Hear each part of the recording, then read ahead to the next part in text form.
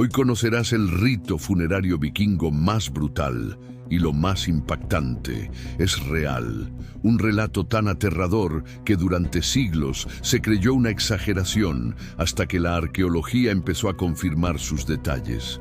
La muerte, para los vikingos, no era el final, era una transición. En su mitología, los caídos en batalla eran elegidos por las valquirias para viajar al Valhalla, el gran salón de Odín, donde los guerreros muertos beberían, lucharían y festejarían por toda la eternidad, hasta el día del Ragnarok. Pero no todos iban allí. Algunos eran enviados a Folkvangr, el campo de la diosa Freyja, y otros, los que morían sin gloria, descendían a Helheim, el reino helado gobernado por la diosa Hel. Por eso, los funerales vikingos eran más que despedidas, eran rituales de paso, ceremonias para asegurar que el espíritu del difunto llegara al lugar que merecía. Y dependiendo de quién fueras, un rey, un campesino o un esclavo, tu despedida podía ser un simple entierro o un espectáculo de sangre y fuego. Nuestra fuente más antigua sobre este rito viene de un hombre que no era vikingo. Su nombre era Ahmad ibn Fadlan, un emisario del califa de Bagdad. En el siglo X viajó al norte hasta las tierras del Volga, donde conoció a los Rus, vikingos escandinavos que comerciaban y saqueaban por los ríos de Europa del Este. Ibn Fadlan era un erudito, un observador minucioso, y lo que vio lo dejó marcado de por vida. En su relato describe el funeral de un jefe vikingo. Cuando el hombre moría, su cuerpo era colocado temporalmente en una tumba, mientras el clan preparaba su verdadero entierro. Durante 10 días se construía o decoraba un barco, se cosían telas, se preparaban ofrendas y bebidas. Y entre esos preparativos se elegía a una persona muy especial, una esclava.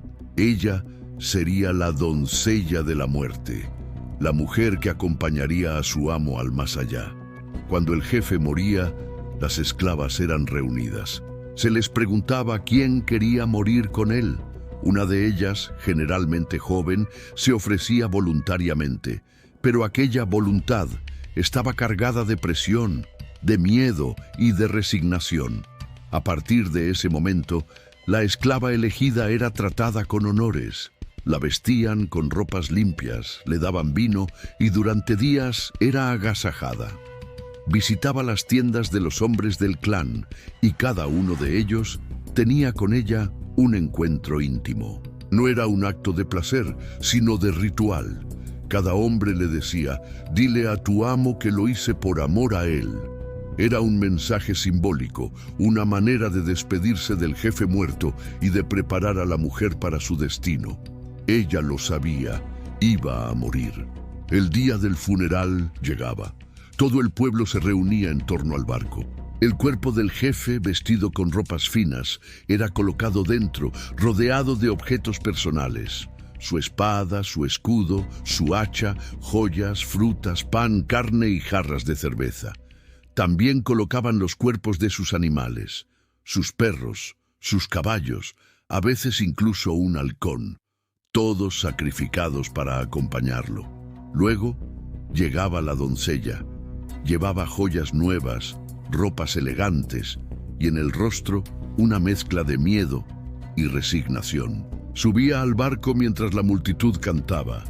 Dentro la esperaba una mujer anciana, la sacerdotisa del ritual, a la que Ibn Fadlan llamó el ángel de la muerte. Era una mujer grande, fuerte, acostumbrada al acto que estaba por realizar.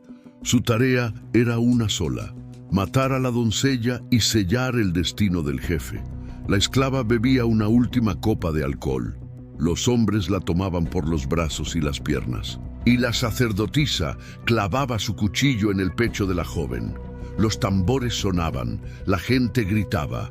El barco comenzaba a llenarse de humo, de cánticos, de llanto.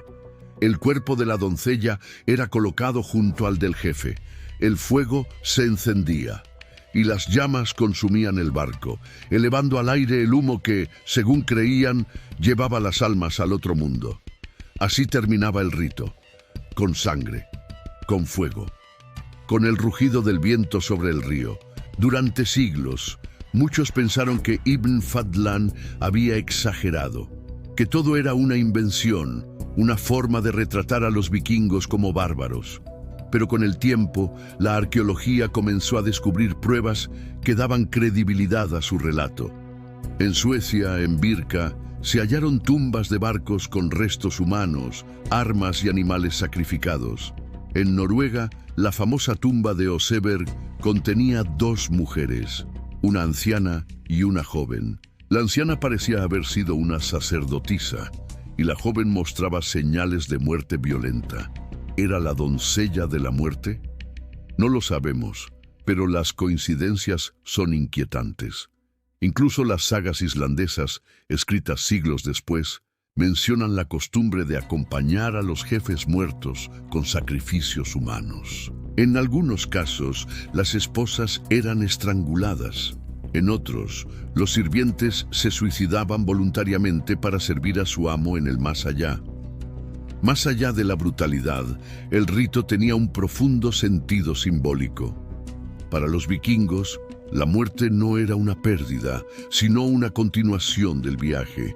El sacrificio aseguraba que el jefe no partiera solo, sino acompañado, protegido, completo.